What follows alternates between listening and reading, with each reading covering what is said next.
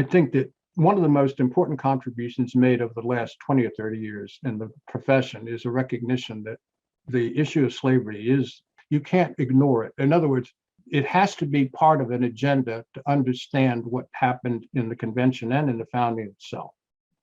Realize from the start what we said, that this is going to be a Hail Mary pass for a new federal government that has powers to make domestic policy and foreign policy.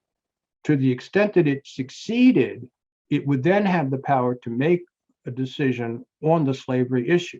But the slavery issue is so divisive, and it's not the first time it came up. It came up at the start of the war in the summer of '76. It came up in the debate over something called the Dickinson draft on a projected government for the United States after we declare independence. And it's clear from the start in that debate that the states that are slave states and the northern states that are not predominantly slave are in fundamental disagreement about this. And it's clear at the end, they can't reach any agreement. And so the net result is a recommendation that eventually produces the Articles of Confederation, where power does reside in the states.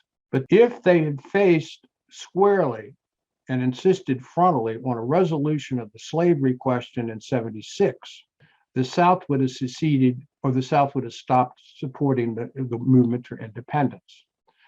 The feeling in the Congress was that the same principle held true in 1787.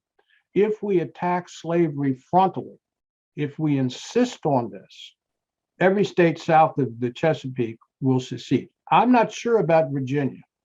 I think Virginia is a question mark, but North Carolina, South Carolina, and Georgia are going to bolt. I think in the deliberations outside the convention, in restaurants and bars, the Southern delegates got together and formed a coalition that said, we're going to threaten secession if slavery is not protected, and if the slave trade is not allowed to continue, and that we're going to refuse to budge on this. If you're an absolute moralist on this, any compromise with the South is unacceptable. What's the later abolition called? A compromise with death. No compromise meant the end of the convention. The Southern delegates also said, well, even if we go along with this, I can assure you, when I go back to South Carolina or Georgia, it's never going to be ratified. That we cannot exist without slavery. Our economy cannot exist. And that's the reason what I said earlier is relevant here. The answer to that could have been the proposal that Franklin was supposed to read but didn't.